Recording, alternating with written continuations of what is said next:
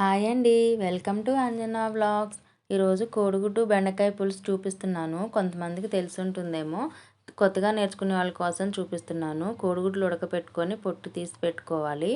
తర్వాత 10 బెండకాయలు కట్ చేసుకోవాలి. ఒక పెద్ద సైజు ఉల్లిపాయ, 4 పచ్చిమిర్చి, 2 రెమ్మల కరివేపాకు, ఒక నిమ్మకాయ సైజ్ అంతా చింతపండు నానబెట్టి ఉంచుకోవాలి. అల్లం వెల్లుల్లి పేస్ట్ కూడా తీసుకోవాలి. తర్వాత గిన్నె పెట్టుకొని 2 టేబుల్ స్పూన్లు ఆయిల్ వేసుకొని పోపు దినుసులు వేసుకోవాలి. పోపు దినుసులు వేసుకున్న తర్వాత పచ్చిమిర్చి, పొడుగ్గా కట్ చేసుకున్న ఉల్లిపాయలు, కొంచెం కరివేపాకు వేసుకొని వేగనివ్వాలి. ఉప్పు కొంచెం ఒక స్పూన్ ఇప్పుడు వేసుకుంటున్నాను. ఉప్పు ఇప్పుడు వేసుకుంటే ఉల్లిపాయలు త్వరగా వేగిపోతాయని వేసుకుంటున్నాను.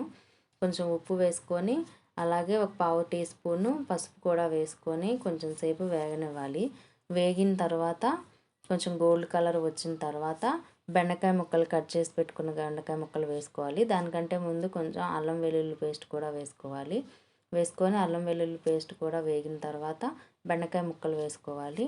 బెండకాయ ముక్కలు వేసుకొని మూత పెట్టి ఒక 5 మినిట్స్ వేగనివ్వాలి. 5 మినిట్స్ వేగిన తర్వాత చింతపండు పులుసు నానబెట్టుకున్నాం కదా, ఆ చింతపండు పులుసు పోసుకోవాలి. పోసుకొని మళ్ళీ ఒక స్పూను ఉప్పు వేసుకోవాలి.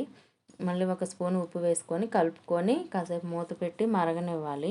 మరిగిన తర్వాత మళ్ళీ ఒక స్పూనున్నర కారం మీ టేస్ట్కి తగ్గట్టు వేసుకోండి. నేనైతే స్పూనున్నర వేసుకున్నాను. కారం కూడా వేసుకొని కొంచెం సేపు మరగనివ్వాలి.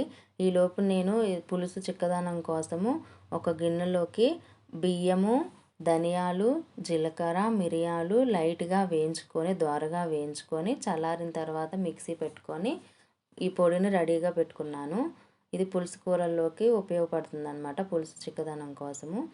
తర్వాత కోడిగుడ్లు వేసుకోవాలి. కోడిగుడ్లు వేసుకొని కొంచెం సేపు ఆగిన తర్వాత మనం కలుపుకున్న బియ్య పిండిని దీంట్లో వేసి కలుపుకోవాలి. కలుపుకున్నాక ఇంతలో పులుసు చిక్కపడుతుంది. చిక్కపడిన తర్వాత ఒక టీ స్పూను ధనియాల పొడి, ఒక టీ స్పూను